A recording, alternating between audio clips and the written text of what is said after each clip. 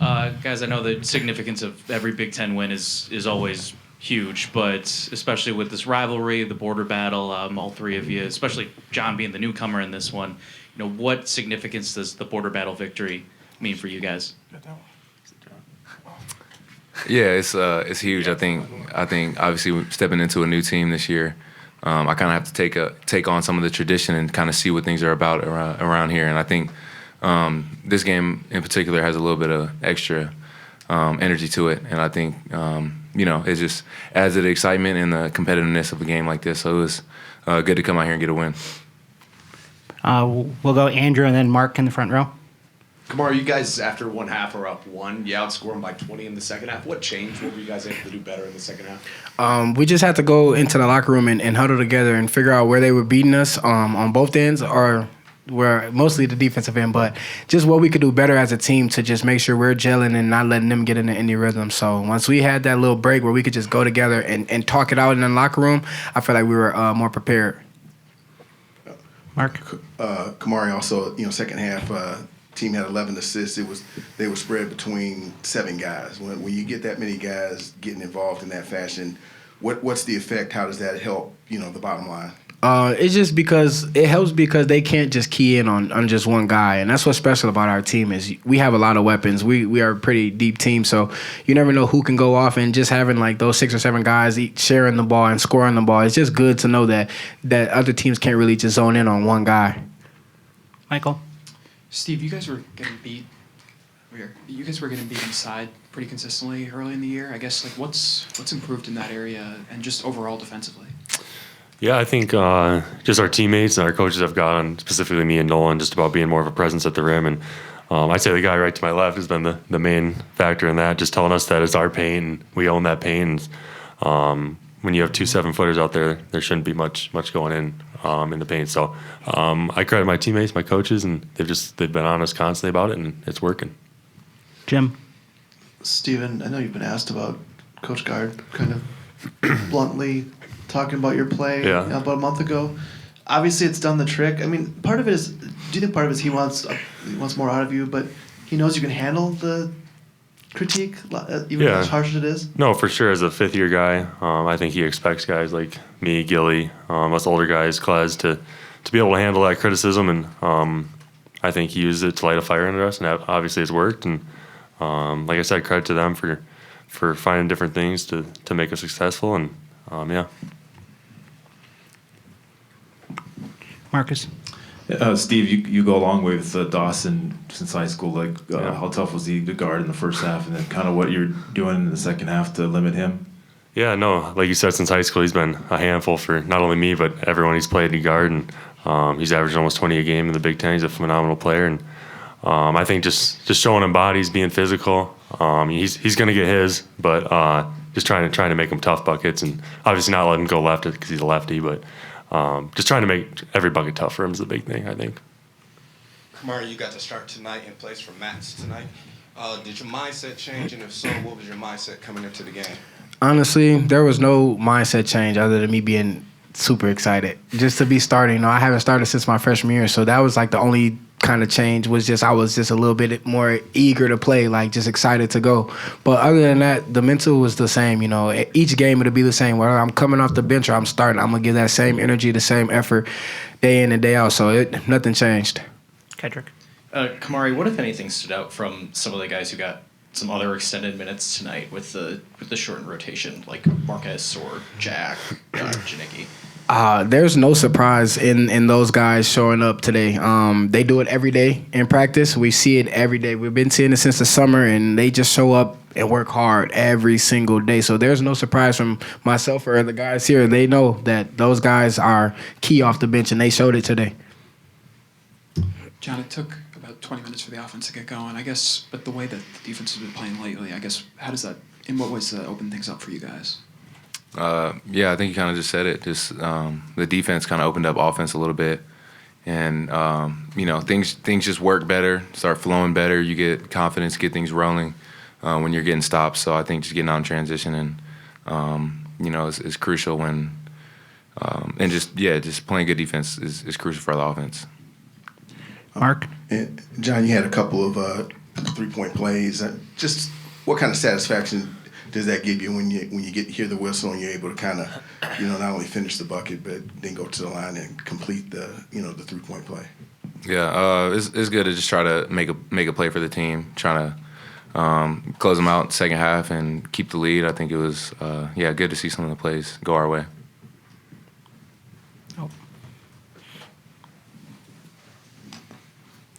Steven, you have been a better finisher in the last 5 or 6 games. What goes into that?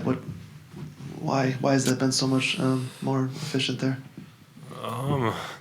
I think it just goes back to your earlier question, just the coaches and my teammates being on me about it. And Coach Teamspos came in and done some different things with us to help not only my finishing, but Nolan, X, Gilly, us big guys, and credit to them. And then I think the thing is just sticking to it, even when early in the season when jump hooks or certain layups weren't falling, it was just sticking to it and fighting through that low, and obviously coming out on top, and hopefully we can just keep that consistency going. I think obviously when you have a really good team, you are dependent on a multitude of guys, and obviously with some bumps and injuries that we have here. One actually happened today in a workout. It's an opportunity for others to step up, and I thought really, Cam McGee going into the starting lineup did a really good job.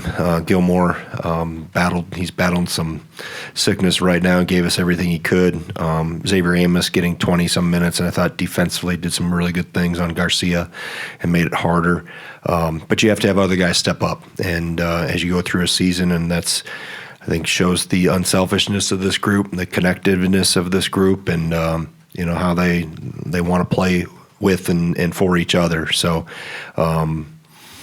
that second half we got the ball moving. Even we did in the back half of the first half, got it moving. We're able to get some good looks. In the second half, we got those to go down, which it's a matter of time if we can continue to be unselfish and move the ball and obviously have it put away relatively early in the second half. So, proud of our guys and use a day tomorrow to continue to get healthier and get ready for Ohio State coming in next week. Nick and then Mark.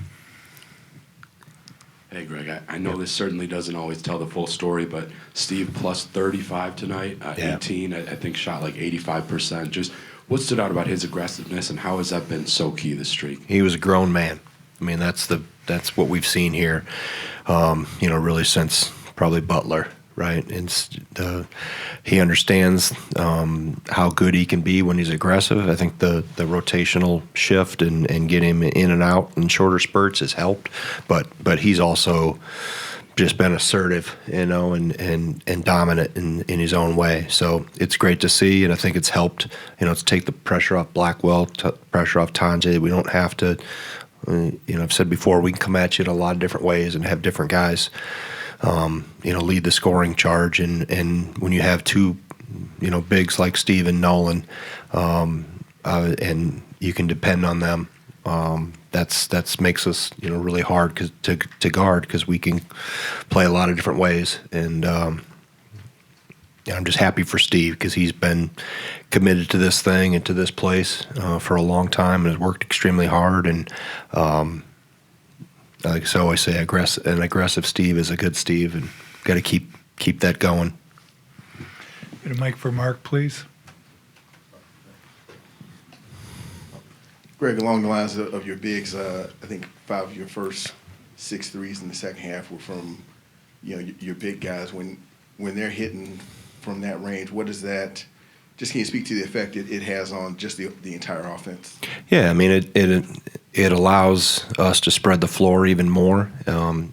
Defensively, you can kind of see how teams are trying to play us, and they're trying to take away something, right? But we have the versatility and really good players. They're going to find the opening and find who can get let's work for the best shot we can get. But I think, to be able to open the floor up a little bit there early in the second half, knock down some threes, and then allowed, Tanjay and Blackwell and others to play downhill and get a little more. We got them spread out where we could get some more bigger gaps to drive and draw fouls, and that's what we were able to do. Michael, up front. You said for a while that players earn their minutes not through scoring but through defense. I guess how did Xavier kind of exemplify that tonight with his extended minutes? Yeah, I think he's playing much more physical than he did when he first got here, and he understands the jump that he's had to make, and to come to this level, you're gonna have to play physical. But then it's 6'8", 6'9", and he's got a long wingspan, so. He closed out once right in front of me in the first half and was able to block a shot. He covers a lot of ground. He's got long arms, and he's understanding and starting to embrace more of the physical nature that is needed from that. And he wasn't exceptionally crisp offensively, but I thought he was physical with Garcia and was in the mix for the most part defensively in the paint. Greg, you have a fair amount of newer faces on this roster and facing the border battle for the first time. What did you see in those guys when they hit the floor today? Nothing different than normal. I mean, we don't approach this any different than we do any other game. And I tell them that we are not, and they know that, how I approach it, how our staff approaches it. We've had really good players come from the state of Minnesota. I think they've all had really good experiences here, starting back to, I think Cameron Taylor was the first one I recruited almost 25 years ago, and that helps, in terms of the people that have come in front of them have done a really good job, have had great experience here, but they all come for their own reasons, But I think they see that you can have a lot of success, get a great degree, and they just love being a part of this program, and so I don't talk it any different. I don't talk about Illinois or Northwestern any differently with Xavier Amos than I do Nolan Winter or Steve Crow or Janicki about Minnesota. If we played Estonia, I wouldn't say anything different to Marcus Ilver. So this is how we prepare every single day for every single game. And hopefully over the course of time, I don't have to give a Newt Rockne speech. You can't do that over 35 games, because then what do I say for the next one? And I throw out Newt Rockne because Janicki's a big Notre Dame football fan, and he's on cloud nine right now after last night. So, but it's just they understand our approach. It's an everyday mentality, and we'll just approach the next day because that's all we can control. Jim, and then in the back. I have a two-parter for you on Steve. Mind if I go one at a time? No problem. The first one, you said earlier that you're happy for him. Your reaction after his and one was pretty demonstrative. Was that kind of what we were seeing? It's just you being happy for him? Yeah, I mean, he knows we've had some hard conversations over the years. I've gotten after him, and I think it's I think I mentioned the rotation thing has helped him just come in and put the foot on the gas and go for 3 minutes, get you out, and playing you in shorter spurts has helped both Steve and Nolan. I think Gilmore's emergence has really helped us be comfortable doing that, and the same thing with Amos. But he also knows time is ticking, right? He's a senior, so there comes a point in time. If we've seen it, we've seen him, be aggressive, and then where's Steve? And then he's good, and then where's Steve? So. I've always said big guys develop at a different rate, physically and mentally, than other positions. And like I said, just for his commitment to stay with it and keep pushing and take coaching, and we've coached him hard and demanded a lot. And you want to have him playing his best basketball as a senior. That means he's gotten better, and the consistency is part of getting better. So that's why I'm happy for him, because I know, we pushed him hard, and he's pushed himself hard. That goes right into part two. You called him out after the Illinois game, right? And maybe you don't do that for anybody. Maybe it's different for a fifth-year senior, but not. It's had its desired effect, right? I'm honest, and they know that. They know I love them. I got their back for the rest of my life. I always tell them, until they shovel dirt on me, I'm with you. I got you, and he knows that. And I just try to speak truths to him, and they appreciate that. We have coaches say that players have changed, kids have changed. No, they haven't. The really good ones want to be coached. They want to be coached. The environment around them has changed, but the 17 guys I got in my locker room, and obviously I got one of my own and my son, but I don't see a difference. I don't see their environment and their external is a little different. They got a lot of other things to have to deal with, in addition to NIL and portal and and they get social media, but the ones that want to be good are coachable, and we try to make sure when we're recruiting, you want somebody that's hungry and wants to be coached. And I'm going to be very honest with you, and there might be things that you don't like what I say, but I'll be honest with you, and then I'll help you get better, and our staff will help you get better. And when you have players that appreciate that and buy into that and commit to that, it's a long, hard road, right? It's not easy being a college player. Daniel Freitag's going through that right now. It's not easy, and he's got to continue to work through that. And his locker's right next to Steve's downstairs, and I say, ask this guy what it's been like, and he's like, yeah. He goes, my freshman year, and it's just hard at this level. All players are good, and they're physical and big, and you got all the other things that allow players to stay longer, and maturity and experience is a definite ace that we have, and we want to make sure we keep that and continue to develop the younger guys and help them get better. So one day they're the Steve Crowell dominating and really consistent. Coach, you touched on the fact that you take a 1-point lead into half and then you kind of open it up in the second. Right. What did you see that maybe changed? What did you like that was able to help grow that lead? Well, we made shots. I mean, that's the obvious one. I thought we got in the first half, I thought we were too impatient. We tried to drive on the first or second side, and Minnesota did a really good job of loading the gaps and plugging the lane. And we had needed to move the defense before we tried to attack. And the second half, I thought we were more patient. It helps when you make shots because that gets people spread out, and they aren't as susceptible to stay in the paint for as long when you start worrying about closing out. But I thought we got to multiple sides more consistently in the second half than what we did in the first. So you have one more for Michael. A lot of attention goes to the offense and how many points you guys can score. But I guess, have players learned anything about how they could raise their ceiling defensively?